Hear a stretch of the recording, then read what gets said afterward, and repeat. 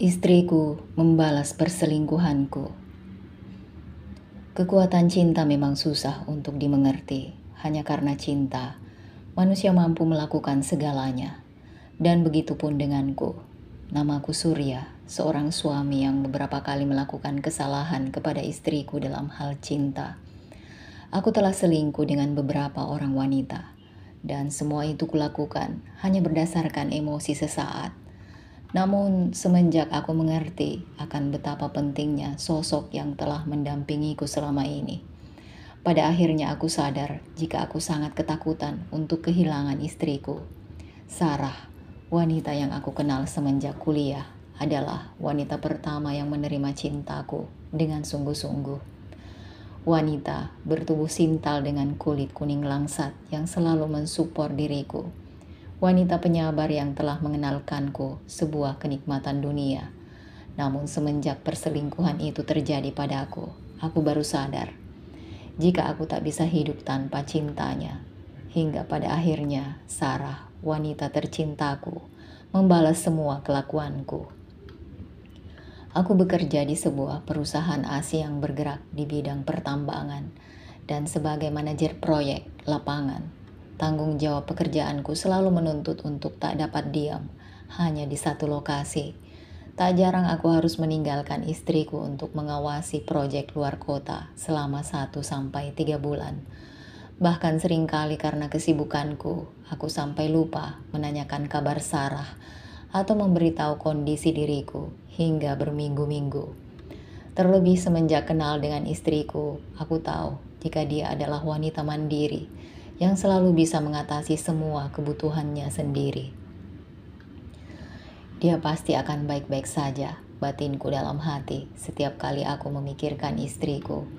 Berbekal dari semua kemandirian Sarah, aku jadi yakin jika selama dia aku tinggal tugas keluar kota, aku tak perlu mengkhawatirkan kondisinya. Kerja ekstra keras tak mengenal waktu, lokasi hidup di daerah pedalaman yang sulit. Semua kendala pekerjaan dapat dengan mudah aku atasi. Namun, satu-satunya hal yang tak bisa aku tahan dari pekerjaanku ini adalah nafsu keinginan untuk berhubungan suami istri. Itu adalah satu-satunya kelemahanku yang hingga saat ini tak bisa aku atasi. Seminggu pertama aku meninggalkan istriku untuk bekerja. Hampir setiap hari aku melakukan masturbasi. 2 minggu, 3 minggu, sebulan, 2 bulan, aku mulai tak tahan. Aku tak sanggup lagi melampiaskannya dengan tanganku sendiri. Sampai di suatu saat, aku mulai berpikir nakal. Aku mulai berpikir untuk selingkuh, merasa jauh dari pengawasan istri. Sudah banyak wanita dengan macam profesi yang ikut menemani diriku dalam melampiaskan petualanganku. Rekan kerja satu kantor, penjaga toko, SPG, ibu rumah tangga, hingga anak sekolah. Penghasilan besar dari hasil gaji, tunjangan hingga tips vendor membuatku menjadi mabuk kepayang. Tak ada habisnya untuk aku hambur-hamburkan, guna merasakan kenikmatan. Belum lagi jika ada pitching vendor yang selalu menyediakan wanita sebagai upah entertainment dari mereka. Ketika berfoya-foya, aku sama sekali tak pernah memikirkan kondisi Sarah. Yang jelas selama aku sudah mengirimkan uang belanja bulanan, aku merasa telah melaksanakan tugas sebagai seorang suami. Hingga pada akhirnya aku mendengar kabar dari tetangga, jika sekarang istriku tinggal bersama teman lelakinya. Mendengar kabar mengejutkan seperti itu, aku segera memutuskan untuk pulang dengan pesawat paling pagi keesokan harinya. Dan setelah sampai di rumah, ternyata memang benar. Di tempat tinggalku ada seorang pria yang sama sekali belum pernah aku kenal. "Mas, kenalin, ini Mas Markus," ujar istriku mengenalkan teman lelakinya. "Mas Markus adalah teman yoga adik Mas," jelas istriku lagi. "Sekitar sebulan lalu Mas Markus terkena musibah, Mas. Dia baru saja ditipu rekan bisnisnya hingga bangkrut. Mobil, rumah, hingga uangnya ludes," ucap Sarah menceritakan perihal mengapa Markus berada di rumah kami. "Ya udah, karena adik kasihan, adik ajak aja Mas Markus untuk tinggal di sini. Kenapa kamu nggak ngabarin aku dulu, Dek?" tanyaku. "Kan Mas tahu, percuma adik ngabarin Mas kalau Mas sedang berada di proyek. Mas kan gak bakalan mengangkat telepon tiap kali adik mencoba menghubungi Mas. Ujar Sarah lagi. Terlebih, tak jarang adik mendapati beberapa wanita berbeda yang mengangkat telepon adik setiap kali adik telepon Mas. Wanita-wanita sialan batinku. Pasti perek-perek itu yang menerima telepon istriku. Adik tahu Mas kalau Mas sudah selingkuh di belakang adik. Dan adik tahu Mas, jika perselingkuhan itu sudah Mas lakukan semenjak setahun pernikahan kita. Dan selama itu, adik hanya bisa diam saja. Jadi, jangan salahin adik ya Mas kalau sekarang adik membalas semua kelakuan busuk Mas. Mendengar penjelasan istriku, aku tak bisa marah, aku pun tak boleh dendam. Aku hanya bisa mencoba untuk mengerti istriku. Ketika selama ini, istriku, aku selingkuhi. Sarah pasti kesepian, Sarah pasti butuh perhatian. Dan ketika ia mengenal Markus, dia mendapat teman yang cocok. Teman yang selalu ada ketika istriku aku tinggalkan untuk selingkuh keluar kota. Teman yang selalu siap membantu istriku ketika jauh dariku. Teman yang pada akhirnya menggantikan posisiku ketika istriku membutuhkan kehangatan seorang suami.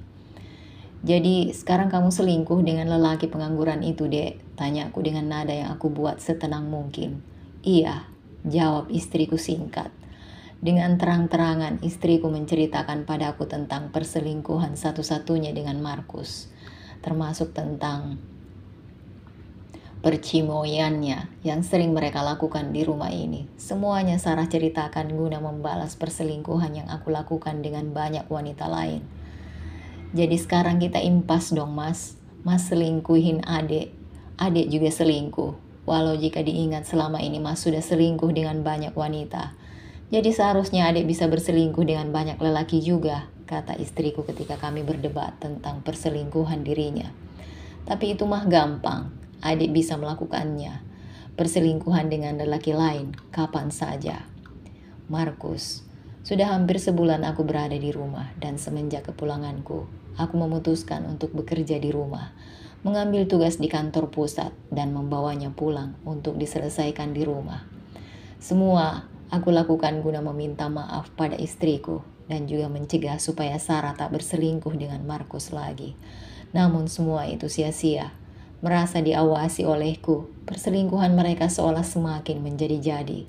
Dan aku yakin Sarah bertekad untuk benar-benar membalas semua kelakuan burukku. Seringkali aku melihat istriku dan selingkuhannya bercanda, bercengkrama dan berciuman di depanku ketika aku menonton TV. Mereka sengaja duduk tak jauh dari tempatku berada dan memamerkan kemesraannya kepadaku. Tak jarang aku melihat Markus menepuk dan mencubit Sarah ketika mereka bercanda. Meskipun begitu, istriku sering meremas Markus ketika bersenda gurau. Di ruang makan pun mereka sering suap-suapan seolah mereka pengantin baru. Di dapur sering aku melihat istriku memegang jemari tangan Markus yang belepotan bumbu dapur. Juga Markus yang sengaja menorehkan kecap atau saus ke istriku. Benar-benar membuatku emosi. Hingga beberapa waktu lalu aku mendengar dengan telingaku sendiri istriku bercimoy dan selingkuhannya di teras belakang rumah ketika aku sedang sibuk menyelesaikan tugas kantorku di dalam kamar. Dek, okelah jika kamu berselingkuh dengan Markus, tapi kan bukan berarti kamu bisa dengan seenaknya melakukannya di rumah ini, ucapku datar, mencoba meminta pengertiannya. Ya, itu resikomu Mas kalau bekerja di rumah, bela istriku. Kalau Mas nggak suka, mending Mas balik lagi ke proyek Mas saja aja sana. Sekalian nerusin perselingkuhan Mas dengan wanita-wanita itu. Ya bukan begitu dek, atau Mas mau adik pindah? Adik bisa kok lakukan sekarang juga, potong Sarah. Aku tak bisa berkata apa-apa lagi. Sudah berulang kali adik katakan ke Mas, adik minta Mas buat ninggalin adik, ucap Sarah ketus. Tapi Mas masih sayang kamu dek, Mas gak mau kehilangan kamu. Ya sudah kalau begitu, Mas harus mulai membiasakan diri untuk melihat dan mendengar perselingkuhan adik. Mas udah punya istri. Siapa juga suruh selingkuh, cibir Sarah. Entah apa yang bisa aku lakukan untuk mengembalikan keutuhan rumah tangga kami. Yang walau sebenarnya rumah tangga kami masih utuh. Kami masih bisa bersama. Istriku juga masih melayani semua kebutuhanku. masih mencintai dan menyayangiku seperti sedia kala. Bedanya di bawah atap tempat tinggal kami sekarang, ketambahan sosok laki-laki lain yang siap kapan saja memenuhi kebutuhan biologis istriku. Tentu saja, ketika mereka melakukan adegan itu, mereka tak ingat situasi. Mereka melakukannya dimanapun mereka suka. Sampai akhirnya istriku memintaku untuk sementara waktu pindah ke kamar tidur tamu, supaya mereka bisa melakukannya dengan leluasa di kamar tidurku. Aku tak pernah tahu hal apa yang membuat Sarah tergila-gila pada perselingkuhannya itu. Bagiku, Markus sama sekali tak menarik, tak cakep, tak gagah, tak berpenghasilan, dan tak bermasa depan. Bukannya mau menyombongkan diri, tapi semua aspek positif dari seorang pria tak satu pun ada dari diri Markus. Satu-satunya yang membuatku iri akan diri Markus adalah lelaki itu memiliki ukuran yang lebih besar dari milikku, bahkan jauh lebih besar jika dibandingkan ukuran pentungan nikmat milik Markus, hampir 2 kali lipat milikku. Dan karena daging lebih itu, sepertinya istriku mampu terpuaskan olehnya. Amat sangat terpuaskan. Markus mampu membuat istriku berubah. Istri yang dulu berucap sopan, sekarang menjadi sering melenguh dan mengembik. Istri yang dulu berkelakuan santun, sekarang mirip yang meronta-ronta kegatelan. Istri yang dulu tak mau melakukan hal aneh, sekarang menjadi haus yang siap bercinta dengannya kapan saja dan di mana saja. Minggu kemarin, kedua orang tua Sarah meminta kami berkunjung ke kediamannya. Mereka kangen akan putri kesayangannya yang sudah lama tak berkunjung. Mungkin kunjungan terakhir kami adalah ketika lebaran beberapa tahun lalu. Sarah mau banget mah, cuma saat ini di rumah Sarah ada seorang teman spesial yang sedang berkunjung, ujar Sarah menjelaskan tentang keadaan yang sedang terjadi di rumah kami. Serius mah, Sarah boleh ajak, tanya Sarah dengan nada girang. Oke lah kalau begitu, Sarah bakal datang weekend besok. Dari percakapannya aku bisa mengetahui jika acara berkunjung ke rumah orang tua Sarah besok bakal ada kejutan buatku. Sayang, besok kita ke rumah mama ya, adik kangen banget. Udah lama banget kan kita nggak main ke sana, pinta istriku sambil tersenyum bahagia. Lalu si Markus gimana? Ditinggalin di sini aja ya? Tanyaku. Enggak dong, adik mau kenalin Mas Markus ke mama papa. Apa? Kenapa? Kamu nggak mau? Kamu nggak suka? Tanya Sarah dengan nada yang mulai sedikit sewot. Kalau kamu nggak mau juga nggak apa-apa. Adik masih bisa ke sana berdua aja kok, bareng Mas Markus. Nggak apa-apa kok sayang, pasrahku. Makasih ya ganteng, ujar istriku manja sambil mengecup keningku. Rumah orang tua Sarah berjarak sekitar 6 jam perjalanan, sehingga guna menghindari kemacetan, kami berangkat dari semenjak subuh. Seperti biasa, semenjak keberadaan Markus di kehidupan kami, akulah yang selalu menjadi supir, duduk sendirian di kursi depan, di belakang roda kemudi. Sementara Sarah dan Markus selalu memilih untuk duduk di kursi tengah. Selama perjalanan ke rumah orang tua Sarah, aku hanyalah seperti patung yang tak mereka gubris sama sekali, hanya menyetir dan konsentrasi ke jalan. Mama, teriak Sarah sambil berlari menghambur keluar mobil. Tumben kamu lama sekali nyampenya sayang, tanya Mama Sarah sambil menciumi pipi putri kesayangannya. Biasanya siang udah sampai. Iya, tapi kami sekalian jalan-jalan, terlebih di jalan macet banget mah. Malumlah, weekend, bohong Sarah. Padahal cerita sebenarnya kami sama sekali tak jalan-jalan ataupun terkena kemacetan. Kami lama hanya karena Sarah beberapa kali memintaku untuk menghentikan mobil, guna membiarkan ia dan selingkuhannya dapat bercinta lagi di dalam mobil. Ya udah kalau gitu, yuk Mama udah siapin menu kegemaranmu sayang, spaghetti saus tiram, ajak Mama Sarah pada kami bertiga. Ini pasti nak Markus, teman yang sering diceritakan oleh Sarah. Iya mah, ini teman dekat Sarah yang paling Sarah sayangi. Begitu kami masuk ke ruang makan, makanan telah tersaji dengan meriah. Meja persegi panjang super besar dengan taplak yang menjuntai hingga lantai. Mama papa Sarah duduk bersampingan di sisi paling ujung dari meja makan. Sarah dan Markus duduk di sisi sebelah kanan mereka, sedangkan aku duduk menyendiri di sisi sebelah kiri, tepat di seberang tempat duduk Sarah. Sepanjang waktu makan malam, Sarah hanya membicarakan tentang kehebatan Markus dan seolah memiliki mantra super ajaib. Kedua orang tua Sarah pun sepertinya ikut-ikutan terlena akan segala cerita Sarah tentang Markus. Mereka menanyakan segala hal dan sama sekali melupakan kehadiranku. Markus yang sedang berada di atas angin hanya bisa tersenyum-senyum sambil beberapa kali melirik ke arah Sarah yang ada di sampingnya. Dari pandangan mata mereka berdua, aku tahu jika saat ini mereka sedang melakukan sesuatu hal dan benar saja tangan kanan Markus tak berada di atas meja. Dan hebatnya lagi, akting istriku dan selingkuhannya itu sama sekali tak menunjukkan sesuatu hal yang mencurigakan. Hingga untuk yang kesekian kalinya ketika orang tua Sarah mengambil hidangan penutup di dapur. "Mah, Sarah ngantuk, Sarah tinggal bubuk dulu ya," ujar Sarah mengakhiri acara makan malam kami. "Iya, Mama juga udah ngantuk, tinggalin aja piring kotornya di sini. Ntar biarin si Mbok yang ngeberesin ini semua, kalian langsung tidur aja," balas Mama Sarah menutup acara makan malam itu. Kami segera masuk ke kamar masing-masing. Seperti biasa, aku dan Sarah tidur di kamar lama milik Sarah. Dan Markus tidur di kamar tamu. Malam ini Sarah menggunakan baju tidur super transparan berwarna biru muda yang memperlihatkan segala lekuk tubuhnya. Berulang kali ia berkaca di depan kaca meja rias dan menyisir rambut hitam panjangnya. "Kamu cantik, Dek," pujiku sambil ku kecup punggung tubuhnya. "Makasih ya, Mas," balas Sarah sambil tersenyum ke arahku. "Tubuhmu benar-benar membuatku horny, sayang. Betapa beruntungnya aku bisa menikahimu." "Ah, kamu bisa aja, Mas. Pasti kamu mau minta jatah ya. Ntar ya, habis adik main." "Tapi kan kamu baru aja." "Ya nggak apa-apa kan, beri aku sedikit aja kesempatan buat ngerasain." Ibaku pada Sarah, "Biarin aja. Markus sebentar buat mengistirahatkannya." Mendadak istriku tertawa geli. Pagi harinya, kedua orang tua Sarah merasa sangat kesal kepada aku. Sepertinya mereka malam itu tak mendapatkan tidurnya dengan nyenyak. Karena hal itu terlihat dari lingkaran hitam yang muncul pada kedua mata mereka.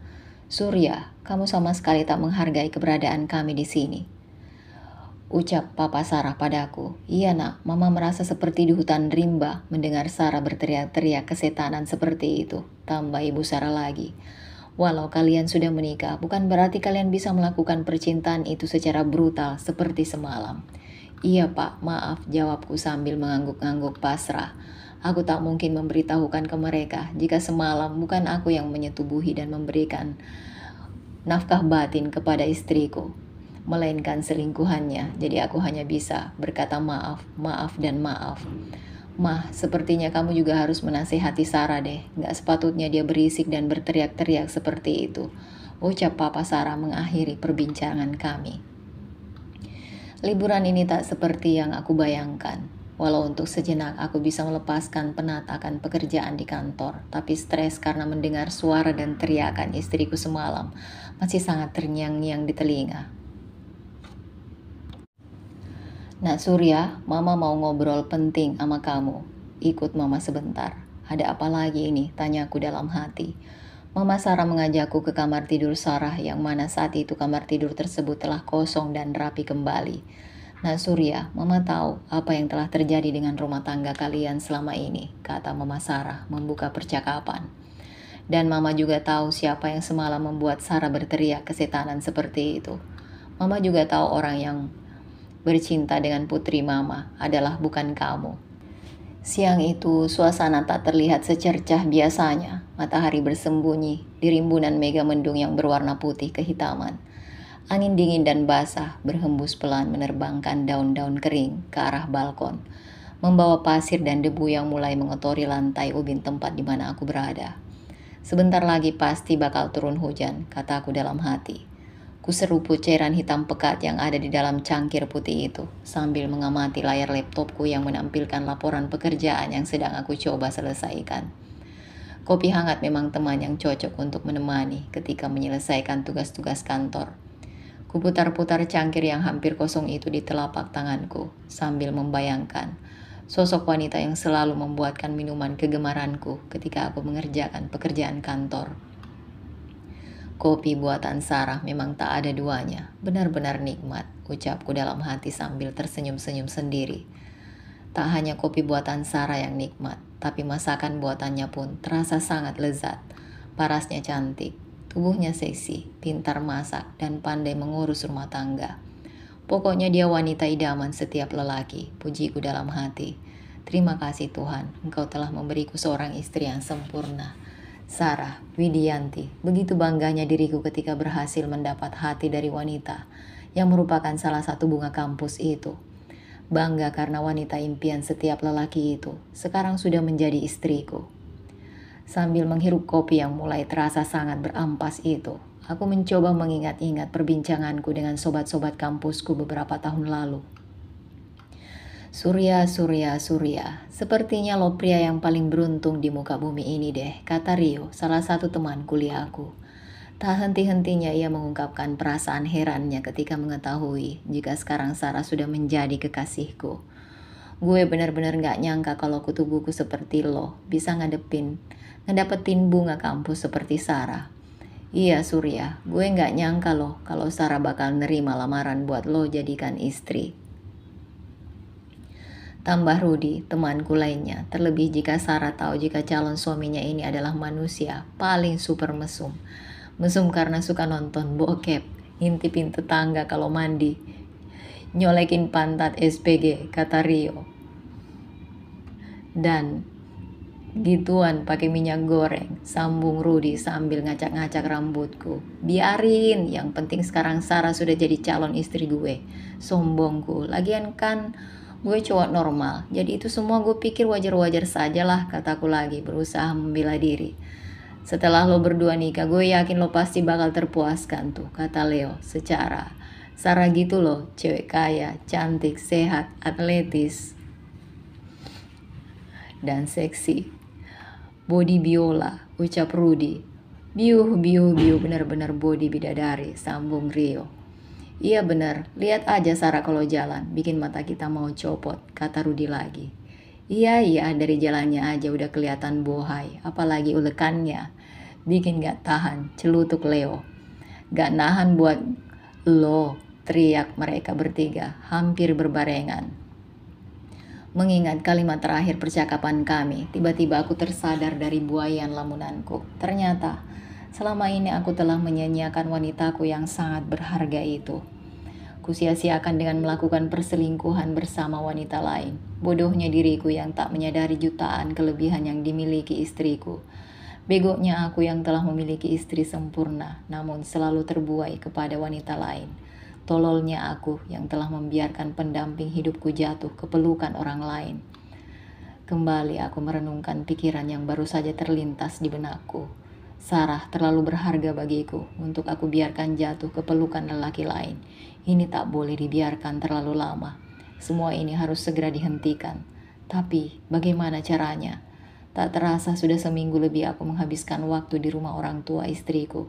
Dan selama itu pula aku telah membiarkan istriku dan selingkuhannya melakukan hal yang dulu sering aku lakukan dengan wanita lain. Mereka dengan terang-terangan melakukannya. Terlebih setelah Mama Sarah mengetahui semua dosa-dosa pernikahan yang telah aku lakukan terhadap putrinya selama ini, membuat Sarah menjadi merasa seperti di atas angin. Perselingkuhan yang selama ini aku lakukan di belakangnya dijadikannya sebagai senjata untuk mempermalukanku di hadapan kedua orang tuanya. Hingga akhirnya Sarah dengan persetujuan ibu mertuaku membalas semua kebodohan yang telah aku lakukan kepadanya. Kuletakkan cangkir kopi yang sudah kosong itu di meja. Kulepas headphone yang sedari tadi menempel di kedua sisi kepalaku. Aku baru sadar jika benda berisik itu telah menemaniku sejak lama. Headphone yang ada di tanganku itu adalah benda termahal yang mampu aku beli dari hasil gaji pertamaku bekerja dulu. Dengan headphone, aku bisa lebih mudah berkonsentrasi dan bisa mendapatkan ide-ide cemerlang. Dengan headphone, aku bisa menyelesaikan semua kerjaan kantorku cepat-cepat. Dan dengan headphone, aku bisa menjadi sesukses sekarang. Kuusap pelan kedua telingaku yang terasa sakit oleh dentuman suara musik. Dan mencoba memikirkan semua kejadian yang terjadi padaku akhir-akhir ini. Aku butuh istirahat, aku butuh menyegarkan badan. Kurentangkan kedua tanganku lebar-lebar. Berusaha mengendurkan ketegangan pada otot tubuhku. Dan aku juga ingin buang air kecil. Kuletakkan headphone belelku di samping laptop. Sejenak aku mencoba sedikit menyegarkan mataku dengan menatap pepohonan hijau yang ada di sekitar rumah mertuaku. Daerah pegunungan tempat orang tua Sarah tinggal memang daerah yang cocok buat menghabiskan sisa usia. Sepi, sejuk, dan damai. Tak heran jika aku dan Sarah sering menghabiskan waktu liburanku di sini. Tak lama kemudian, aku memutuskan untuk ke toilet yang terletak tepat di samping kanan kamar tidur tamu ini. Toilet lantai 2 kami adalah toilet umum yang dapat digunakan bersama-sama. Namun, begitu aku ingin keluar dari kamar tidur tamu, tiba-tiba aku mendengar suara-suara aneh. Sarah, tak ada capek-capeknya. Wanita satu itu diajak. Dengannya, tambahku lagi sambil terus berjalan ke arah kamar mandi, berusaha tak memperdulikan perselingkuhan yang sedang ia lakukan. Tapi tunggu, suara istriku tak seperti itu, heranku. Itu suara wanita yang berbeda. Karena penasaran, aku melupakan rasa ingin kencingku. Alih-alih menuju kamar mandi yang ada di samping kanan kamar tidurku, aku malah berbalik arah, melangkah ke arah kamar tidur Sarah. Pintunya tak tertutup rapat. Berusaha tak menimbulkan bunyi apapun, aku berjingkat, mendekat ke arah celah pintu yang sedikit terbuka itu, dan mulai mengintip ke dalam kamar tidur. Sejenak aku kedip-kedipkan pelupuk mataku, mengernyitkan dahi dan memfokuskan pupil mataku agar terbiasa dengan kondisi kamar yang cukup terang akibat jendela besar kamar Sarah yang terbuka lebar. Dek, aku pasti bermimpi, ujarku dalam hati. Benar, itu bukan suara istriku. Wanita yang sedang bercinta di dalam kamar Sarah adalah Mama Rena, ibu kandung Sarah, ibu mertuaku. Dengan mata kepala sendiri aku mendapati ibu kandung istriku dalam kondisi seperti itu. Tak jauh dari posisiku berada, aku mendapati istriku yang telah berada di dekatku. Entah sejak kapan ia sudah duduk di sofa yang ada di dekat kamar tamu. Rambutnya kusut, make upnya luntur acak-acakan, baju tidur transparannya compang-camping, menandakan jika ia baru saja bangun dari tidur. Kenapa, Dek? Tanyaku lagi, meminta penjelasan dan maksud dari pertanyaannya barusan. Semua lelaki itu sama saja, kata Sarah. Maksud kamu apa, Dek? Iya, semua lelaki itu sama, tak pernah ada rasa bersyukurnya. Dengan nada lirih, Sarah menceritakan sebuah aib yang tak pernah aku tahu. Selama ini Papa Sarah, Pak Bardi juga melakukan sebuah kesalahan yang sama seperti yang aku lakukan. Pak Bardi memiliki wanita idaman lain. Bukan wanita idaman lain, melainkan Pak Bardi memiliki istri lain selain Mama Rena. Adik punya 3 mama. Adik merasa hidup dan keluarga adik sudah hancur. Papa punya keluarga lain. Mama suka sama lelaki muda. Suami adik tukang selingkuh. Bisik istriku lirih. Biarinlah. Yang penting papa mama masih terus bersama. Yang penting mereka selalu ada ketika Sarah butuh. Dan karena alasan itu mungkin papa mama Sarah memiliki kesepakatan mengenai aturan pernikahan mereka. Papa Sarah diperbolehkan mengurus keluarga lainnya selama bisa bertindak adil. Dan Mama Sarah memanfaatkan kesepakatan mereka dengan cara bersenang-senang dengan lelaki lain. Tentunya Mama Sarah melakukan kesenangan itu tanpa sepengetahuan Papa Sarah. Jadi semua ini terjadi semenjak kamu SMP, Dek. Tak menjawab pertanyaanku, sambil mulai menyalakan rokok yang ada di tangannya. Sarah hanya mengangguk pelan. Dek, sejak kapan kamu merokok? Sudahlah Mas, gak usah banyak tanya-tanya lagi. Kalau Mas gak suka dengan segala perubahan yang terjadi dalam diri adik, Mas bisa tinggalin adik sekarang juga. Ceraikan adik. Gantian, sekarang aku yang memutuskan untuk tak membalas semua kata-kata istriku. Satu-satunya alasan kenapa aku gak pernah mau menceraikan istriku adalah Sarah itu istri pembawa hoki, ucap seorang lelaki tua yang pernah berbincang denganku dulu. Dengannya, kamu gak akan pernah merasa kekurangan. Semua keinginan, cita-cita dan tujuan yang kamu inginkan bisa terwujud dengan adanya dia di sisimu. Percaya atau tidak, buktinya memang nyata. Semenjak Sarah menjadi istriku, sudah tak terhitung lagi berapa banyak proyek, rezeki, dan keuntungan yang telah aku dapatkan. Dan semenjak Sarah menjadi istriku, kesuksesan berada tak jauh dari sisiku. Namun aku pikir saat ini bukanlah saat yang tepat bagiku untuk menceritakan perbincanganku dengan lelaki tua itu. Mungkin cerita itu akan aku uraikan di lain kesempatan. Sekarang terserah ya Mas, adik sudah bosan dengan ini semua. Adik ingin melakukan apa yang adik mau. Adek nggak mau dipusingkan dengan masalah perselingkuhanmu, masalah orang tua adek, atau masalah-masalah lainnya, potong Sarah. Yang jelas, selama mama dan papi senang, adek nggak masalah dengan semua ini. Satu lagi mas, dan yang perlu mas ingat, karena kelakuan tololmu itu, adek jadi begini. Oleh karenanya, adek mohon, mas jangan pernah sekalipun untuk mencoba melarang atau menghalang-halangi segala macam kesenangan yang adek coba lakukan. Karena semua ini kamu yang mulai.